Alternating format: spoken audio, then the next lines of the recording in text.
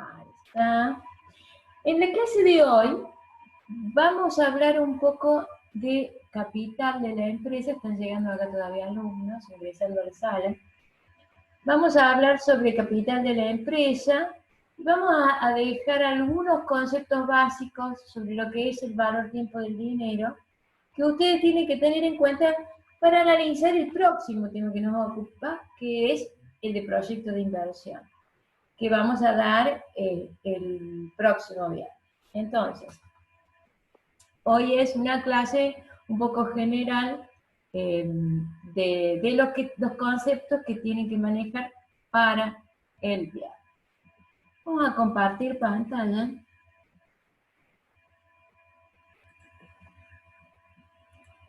Ahí está.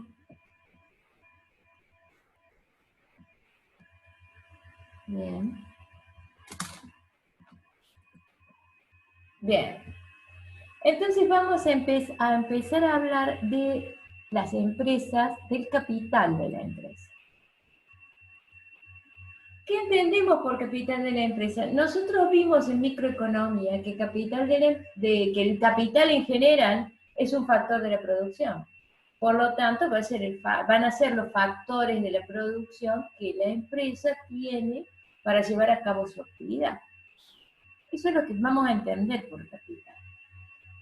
Y llevado ya al caso particular, podemos decir que son bienes estáticos y dinámicos, considerados en función del tiempo. Pero cuando hablamos de función del tiempo, hablamos de un corto plazo. Porque a largo plazo ya sabemos que todos los factores de la producción pueden variar. Entonces, el capital va a tener en cuenta aquellos bienes que a corto plazo no varían, como la infraestructura, como las herramientas que necesita para su actividad. Y también los que sí van variando en el tiempo, la materia prima, la mano de obra. Entonces, todo esto es una suerte de capital que se va moviendo para llevar a cabo su actividad. Pero, por supuesto, a largo plazo también la infraestructura puede variar. Entonces, el patrimonio de la empresa, lo que nosotros llamamos patrimonio de una empresa, está constituido por aquellos medios que podemos denominar materiales, son tangibles. Esos bienes que hemos conocido en conceptos generales como tangibles. Los edificios, maquinarias, vehículos necesarios para elaborar, pero no solo para el proceso de fabricación, también para vender bienes y servicios. Entonces es el conjunto de bienes, derechos y obligaciones de la empresa que pueden valorarse económicamente. Bienes tangibles, derechos que son, por ejemplo, las acreencias que tiene la empresa, ¿no?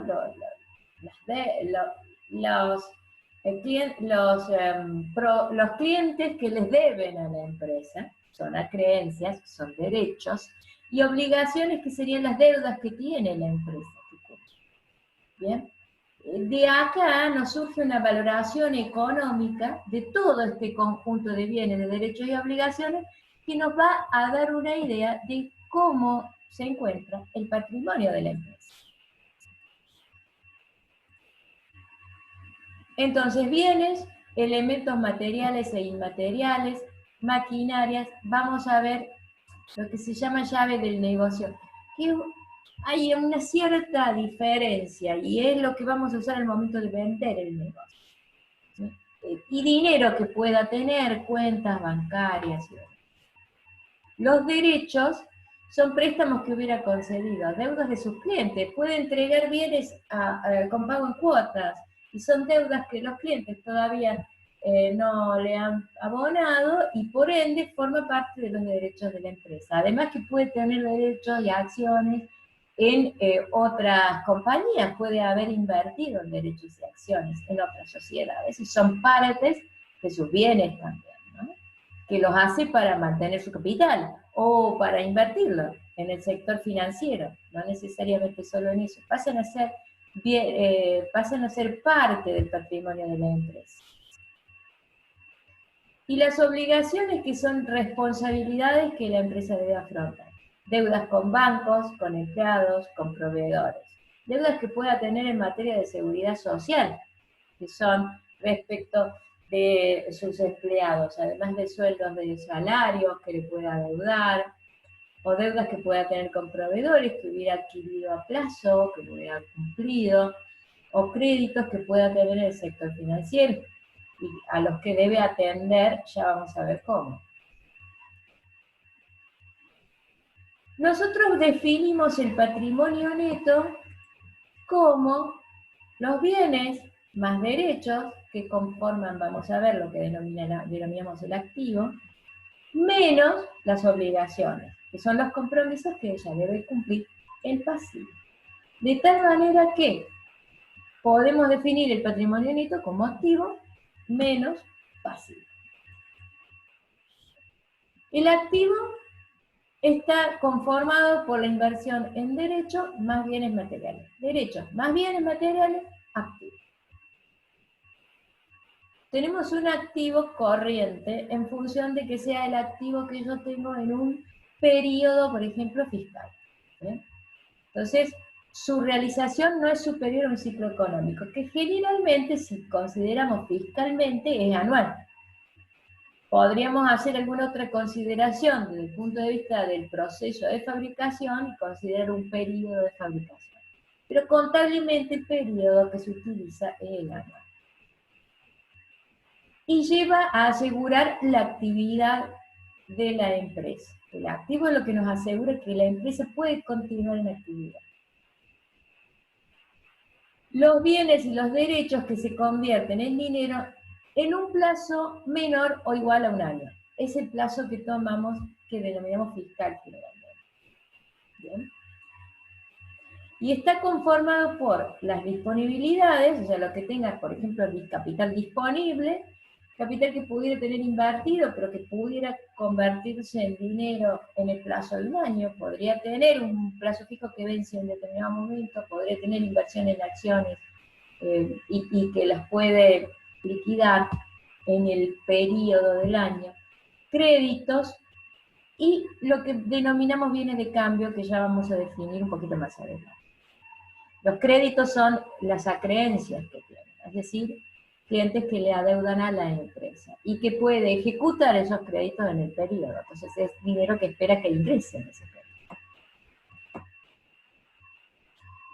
El activo va a ser, dijimos, inversión en derecho más bienes materiales. Tenemos un activo que es no corriente. Una definición desde el punto de vista contable. No corriente es aquel activo que se va a realizar en un plazo superior al año, superior al periodo fiscal o contable. Y está compuesto por créditos, bienes de uso, bienes de capital, inversiones y otros derechos que podemos llamar inmateriales, pero que no se van a ejecutar en ese periodo. Forma parte del activo no corriente.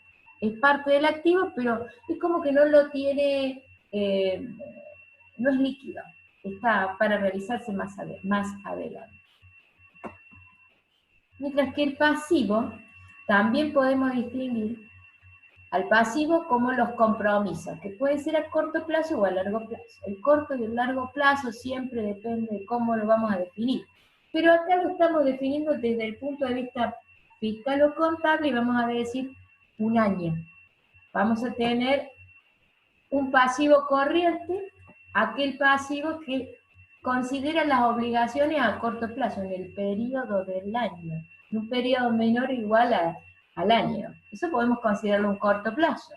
Y un pasivo no corriente es aquellas obligaciones que son a largo plazo. Por ejemplo, créditos que hubiéramos tomado a 5 años, a 3 años, son pasivos a largo plazo. Cada año vamos a evaluar lo que nos corresponde para ese año y el resto va a quedar como un pasivo no corriente.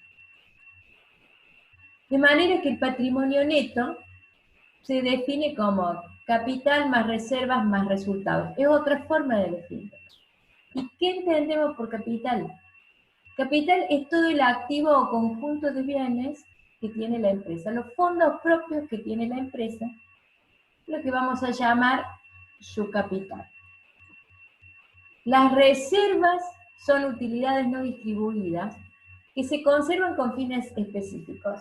Vamos a ver cómo las utilidades, no todas las utilidades se distribuyen.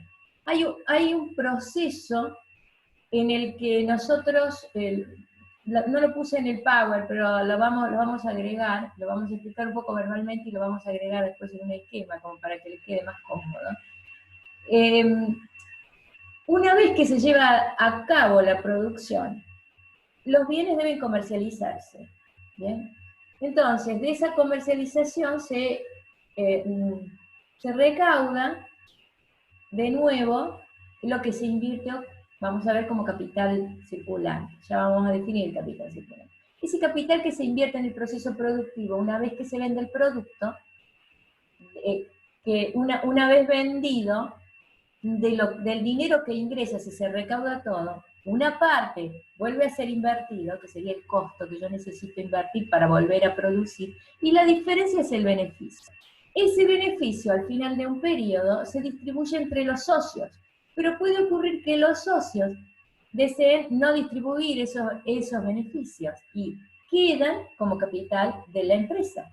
También hay reservas que son obligaciones que tiene la empresa que no puede distribuir, las tiene que conservar. Por ejemplo, reservas para contingencias que pudiera tener, aspectos laborales, aspectos de calidad o ambientales o de higiene y seguridad, que deba realizar la reserva para poder atender esas cuestiones. Son reservas de ley. Y otras reservas que pueden ser reservas técnicas, que pueden hacerse para asegurarse que la empresa va a poder sostener, por ejemplo, un periodo entero de producción, porque pudiera ocurrir una contingencia que hiciera que no tuviera, digamos, no se por ejemplo, esto que estamos viviendo del COVID, ¿no es cierto? Las empresas que tienen una reserva importante que les permite mantenerse durante un tiempo determinado, pagando los sueldos de los empleados, manteniendo el mínimo de sus costos fijos, le permiten en este tiempo que no han podido producir, mantenerse. Y aquellas empresas más pequeñas que no han tenido esas reservas de tipo técnica, porque no eran suficientemente fuertes, porque estaban empezando, porque su actividad todavía no les permitía hacerlo, bueno, esas empresas son las que son más delicadas para sostenerse en esta situación, que es una situación típica de contingencia. Las reservas son para esos casos, más allá de los seguros, porque los seguros son también para otras contingencias. Pero siempre es necesario que la empresa planifique una reserva por cualquier situación que no está siendo considerada. Y además tenemos el resultado, que es la ganancia o pérdida acumulada sin asignación específica. Entonces, capital más reserva más resultado, el resultado me va a indicar si gané o perdí, me va a dar también el patrimonio neto. Entonces, definimos el activo de una forma muy simple como aquello que posee la empresa. Y el pasivo como aquello que debe la empresa. Siempre pasivo debe, activo es lo que tengo. Y patrimonio neto lo definimos como el recurso financiero que tiene la empresa. Es decir, la diferencia entre activo y pasivo. Acá vamos a dar algunos ejemplos de la importancia del patrimonio neto. ¿Por qué es importante tener en cuenta el patrimonio neto de una empresa? Porque si el patrimonio neto es mayor que cero, es decir, es positivo, indica que la empresa tiene recursos propios, que puede financiarse con recursos propios, que no posee deudas. Va pagando su pasivo corriente, no tiene un nivel de pasivo importante para que digamos que se encuentra endeudada, porque puede responder. Una empresa que además va incrementando año tras año su patrimonio neto es una empresa que podemos considerar próspera, porque va incrementando su patrimonio neto, va teniendo más seguridad, va teniendo mejor cumplimiento de sus obligaciones, hay un mejor concepto social de la empresa. Entonces es una empresa que va siendo exitosa. Mientras que una empresa que tiene un patrimonio neto negativo debe más de lo que tiene. podemos decir que técnicamente está en quiebra. Le pongo comillas porque no hablo jurídicamente de una situación de quiebra, sino que hablo de una situación financiera que está siendo mala y que por eso contablemente podríamos decir que tiene que hacer algo para levantar, porque no va a poder mantener ese patrimonio en negativo mucho tiempo sin llegar realmente a una quiebra pública. Técnicamente o contablemente podríamos decir que se encuentra en quiebra. Mientras que si una empresa, por ejemplo, pide un crédito en el sistema financiero e invierte en bienes de capital, ¿qué es lo que ocurre? Supongamos que pide 1.000.000 de pesos, invierte 1.000.000 de pesos en un bien de capital, compra, ¿qué podemos comprar con una maquinaria? Porque iba a decir un auto, pero ya no compramos con una camioneta, no compramos con 1.000.000 de pesos. Digamos que compramos una maquinaria. El monto del crédito de 1.000.000 de pesos que pidió ingresa en su pasivo. Y el monto de la maquinaria que adquirió ingresa en el activo, que también es de 1.000.000 de pesos.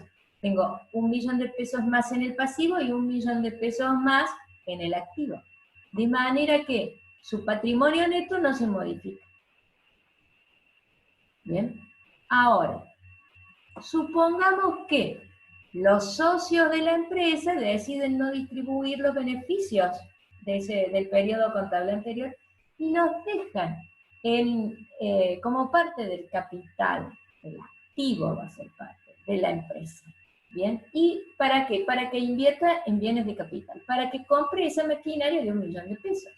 Entonces, el monto del valor de los bienes de capital adquiridos se suma en el activo. Ese 1.000.000 de pesos ingresa con la adquisición de, porque primero figura como que hubiera repartido, los socios deciden no repartirlo, lo vuelven a la empresa, pero como la maquinaria en la que invierten. Entonces ingresa ese 1.000.000 de pesos como un bien de capital, como esa maquinaria en el activo. Mientras que el pasivo no se ve afectado, el pasivo sigue siendo el mismo. No tocamos el pasivo. Y su patrimonio neto aumenta. ¿Por qué monto? Por ese monto de 1.000.000 de pesos que fue la inversión que realizaron los socios. Y esta es una manera de incrementar el patrimonio de la empresa que tienen los socios a través de los beneficios no distribuidos. Veamos un ejemplo negativo. Si una empresa pide crédito al sector financiero para adquirir bienes de consumo o financiación de pasivos anteriores que estuviera arrastrando, el monto del valor del préstamo otorgado se va a sumar al pasivo. Pero el activo, si no invirtió en bienes de capital, no se va a ver afectado. Va a haber, supongamos que pagó algo de los pasivos que tenía, va a tener alguna diferencia, pero va a seguir disminuyendo su patrimonio neto. Entonces, cuando una empresa va realizando malas inversiones, va pidiendo créditos demasiado excesivos frente al activo que tiene, y el sector financiero se los otorga, vamos a estar en situación en la que el patrimonio neto de esa empresa y nos va a indicar que la empresa no anda bien.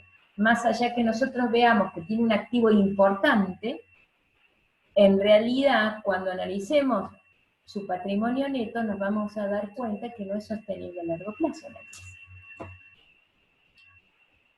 A través de lo que decimos el balance de situación, que nos va a indicar esta situación, a cómo se encuentra la empresa en este momento. Analizamos el activo como el activo corriente más el activo no corriente, y el pasivo incluye el pasivo no corriente, pasivo corriente, lo que llamamos el patrimonio neto. Esto nos va a dar una idea de la situación de la empresa. Hay que distinguir el patrimonio y el patrimonio neto de lo que es el valor patrimonial de una empresa. Porque a veces parece lo mismo, suena muy parecido, pero no es lo mismo. El valor patrimonial se relaciona, es más subjetivo. Se relaciona con el valor de la marca, lo que podemos llamar la llave del negocio. Lo que yo voy a considerar el momento que voy a vender una empresa. Si quiero vender una empresa, tengo que tener en cuenta el valor. Ya. y que incluye una serie de intangibles que se relacionan con cómo se viene comportando la empresa, con sus obligaciones, por ejemplo. Si es racional al nivel de invertir, sus activos, su patrimonio neto va creciendo o no va creciendo. ¿Qué tiene que ver con el nombre, la marca, la reputación de la marca? ¿Vende un producto que es de calidad? ¿Los clientes están todos de acuerdo en que el producto es de calidad? Digamos, la sociedad, ¿qué opina? Si yo hago una encuesta, la encuesta, ¿qué me dice de la empresa? Da la impresión que es una empresa que crece. Por ejemplo, en el sector financiero, los bancos que le han sostenido económicamente, o los inversores que le han sostenido, sus socios, ¿no? ¿Cómo ha sido el patrimonio? ¿Ha cumplido con las obligaciones en tiempo y forma? ¿O ha sido un poco irresponsable? El tema de la localización también tiene que ver un poco con todo eso, porque bueno, forma parte de la imagen que tiene la empresa. Básicamente a eso refiere el valor patrimonial. Por eso decimos que tiene un componente subjetivo, mientras que el patrimonio neto es bien objetivo, activo menos pasivo.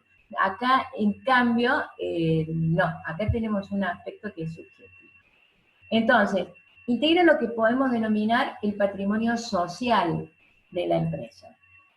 Algunas cosas que se estudian cuando uno va a calcular el valor patrimonial: el promedio de la utilidad anual, utilidades que tuvo en varios periodos anteriores, porque hay que analizar toda una trayectoria.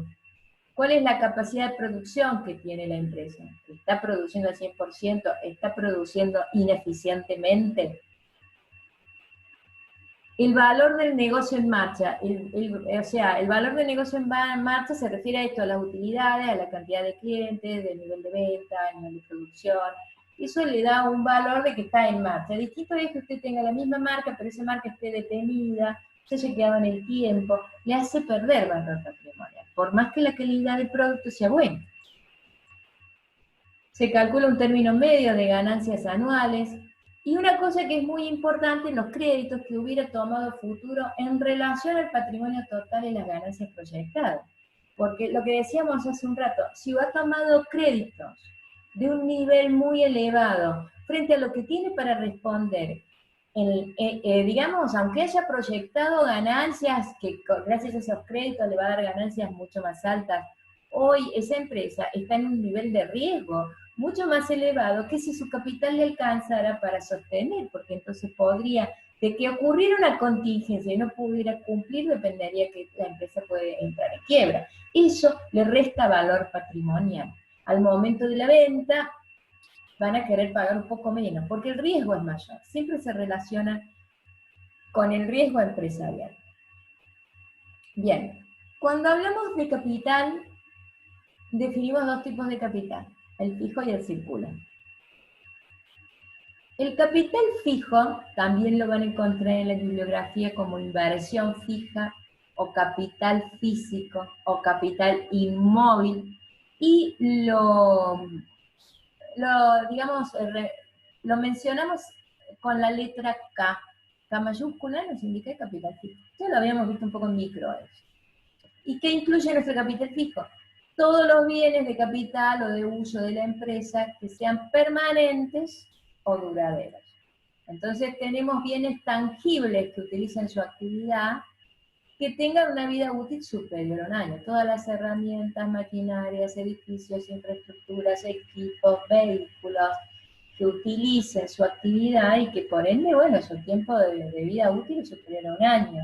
Generalmente la vida útil de las maquinarias ya viene determinada de fábrica y suelen ser 5 años. Entonces le dice, si tiempo de vida útil 5 años, una de las reservas que tiene que hacer la empresa es dividir el valor.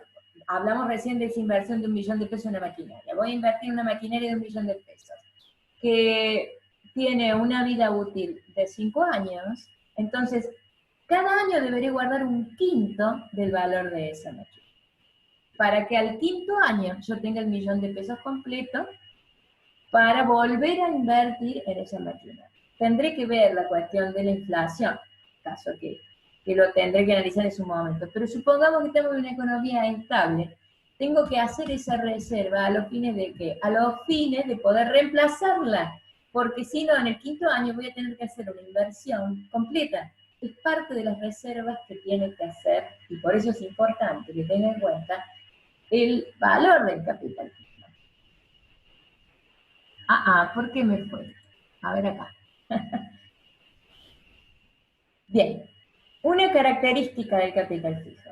Transfiere su valor al producto en partes durante periodos, es decir, se deprecia. Dura en el tiempo, pero se va depreciando, se va desgastando, va perdiendo valor en el tiempo. Se va desgastando y puede convertirse en obsoleto. En materia de tecnología, cada vez más la obsolescencia es como más frecuente. Entonces tenemos que tener en cuenta que si vienen nuevas tecnologías, tenemos que ser capaces de estar a las nuevas tecnologías. Para eso vamos a analizar los proyectos de inversión, para poder estar en las nuevas tecnologías. El tema de la depreciación al momento de calcular, nosotros tenemos que tener en cuenta el valor al momento de la compra. Si compramos la maquinaria hoy en 1.000.000 de pesos, dentro de 5 años, si su tiempo de vida útil es 5 años, como vimos en el ejemplo, esa maquinaria se puede vender en 200.000 pesos, quiere decir que se ha depreciado en 800.000 pesos. Yo la compré en 1.000.000, la puedo vender al finalizar su vida útil en 200.000 pesos, hay 800.000 pesos en los que se ha depreciado o desgastado el valor de esa herramienta de capital fijo durante el periodo de su vida útil. Proceso de agotamiento-desgaste, pérdida de valor distribuida en sucesivos periodos, para lo que tengo que constituir, como dijimos, la reserva. Una reserva para el fin de poder reemplazarla. La definimos como el monto de la inversión menos el valor residual al término de su vida útil sobre la cantidad de años de vida útil. Y esa es la depreciación. Bien, entonces, vamos a lo anterior. P es el monto de la inversión, S el valor residual y N el tiempo de vida útil. Podemos ponerle otra sigla también, pero podemos llamarle C sub 0 a la inversión, el valor residual BS y N es el tiempo de vida útil, cantidad de años. Y tenemos por otra parte el capital circulante. El capital circulante, que lo identificamos con la letra G mayúscula, también la podemos denominar inversión circulante, o capital de trabajo, o capital móvil. Es parte del activo corriente. Fíjense, es parte del activo corriente, mientras que el capital fijo no es parte del activo corriente. Acá, el capital circulante sí, porque son los bienes y derechos ligados a la empresa en forma temporal. Es lo que necesito para poder producir. Está sometido a una continua renovación. Se representa por materias primas, dinero en efectivo, derechos de cobro, y la característica, a diferencia del capital fijo, el capital circulante transfiere íntegramente su valor al producto final en un ciclo productivo. Tendré que ver cuántos ciclos productivos tengo en un periodo fiscal, por ejemplo, un año. Puede que mi producto tarde 4 semanas en elaborar, entonces tengo un ciclo cada 4 semanas, ¿bien? Puede que no. Puede que si es actividad agrícola, demore 4 meses.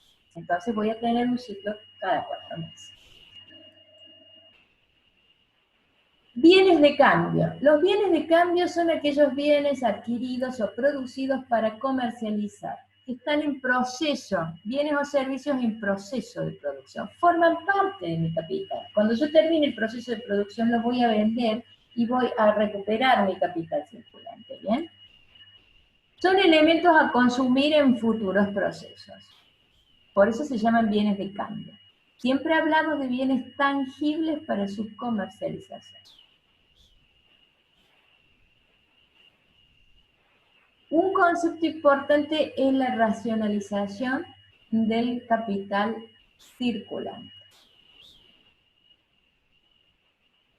¿Para qué voy a racionar el capital circulante? Para determinar la correcta magnitud del capital G en un momento determinado de la actividad empresarial.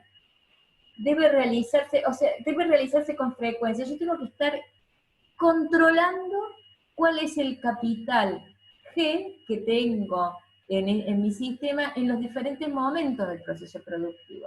¿A los fines de qué? Y a los fines de tener el control estricto, porque es importante que después ese capital yo lo recupere. De lo contrario, corro riesgo de invertir más de lo que voy a recuperar cuando venda los productos. Debe estar adaptado a la realidad de la empresa. Si hoy la empresa está viviendo una contingencia, tendrá que adaptar ese capital circulante a la contingencia que está hoy atravesando. Por eso se habla de que la racionalización hacia la razonabilidad de la inversión en el capital circulante, y por eso a la realidad tiene que ser realista. Después tenemos que analizar el stock, que refiere a los materiales y demás artículos que la empresa almacena para su posterior utilización o venta. Podemos tener en stock materias primas, materiales directos, podemos tener mercaderías. Hay distintos tipos de stock. Hay stock normal, hay un stock de seguridad que tengo por las dudas, tengo algún problema en mi nivel de producción, pero puedo con el stock de seguridad cumplir con algunos clientes, o cuando tenga alguna situación en la que la demanda se incremente, yo puedo cumplir con ese incremento de la demanda hasta tanto pueda aumentar mi producción, por ejemplo.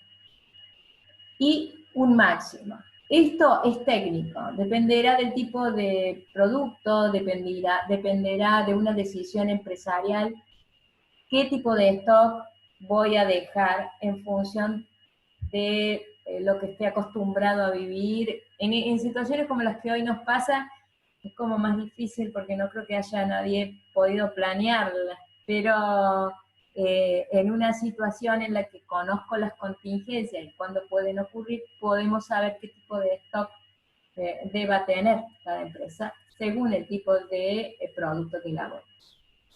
Y el último concepto que nos queda es el concepto de rentabilidad o de productividad económica. Este concepto es muy importante para el que vamos a ver el viernes, que vamos a ver el tema de el proyecto de inversión.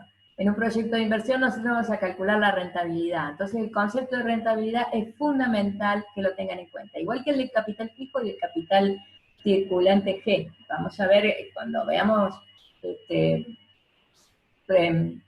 inversión, proyecto de inversión, cómo utilizamos estos conceptos al momento de planificar. Bien, definimos la rentabilidad como la utilidad sobre la inversión. A la utilidad la identificamos con la letra U mayúscula, K es el capital fijo y G es el capital circulante. K más G es la inversión. Y podemos decir que la rentabilidad es la cantidad de dinero obtenida por cada peso invertido. Cada peso de K más G de inversión, la cantidad de dinero que voy a obtener por cada peso que invierte, me va a dar la rentabilidad. ¿Y cuál es el punto óptimo? Cuando las utilidades obtenidas son más altas que la inversión. Siempre a medida que es más alto, es mejor. Se puede incrementar disminuyendo la inversión, sobre todo cuando yo veo K más G, a corto plazo el único que puedo variar es G. Por eso es importante la racionalización del capital circulante. Porque yo disminuyendo como K, a corto plazo es fijo. No voy a poder modificarlo. A largo plazo lo puedo modificar. A corto plazo no. Entonces puedo modificar el capital circulante G. Y de esa manera lograr mayor utilidad. De ahí la importancia de estar controlándolo en todos los momentos el proceso de producción a los fines de garantizarme que voy a tener la utilidad esperada. ¿Qué es trabajar racionalmente? Reducir stock en función de lo que considere que técnicamente tengo que tener, cuál será el mínimo. Dinamizar los procesos, just in time, producir, vender, producir, vender. Disminuir desperdicios, todo lo que hacía calidad tiene estas cuestiones, ¿no? Calidad, ambiente, ecología, y higiene y seguridad. Control de gestión y recupero de G. El recupero de G es lo que es importante. Reducir y controlar el crédito. Y la autofinanciación. Tener en cuenta cuando yo voy al sector financiero o preferir la financiación propia con los beneficios no distribuidos de los socios.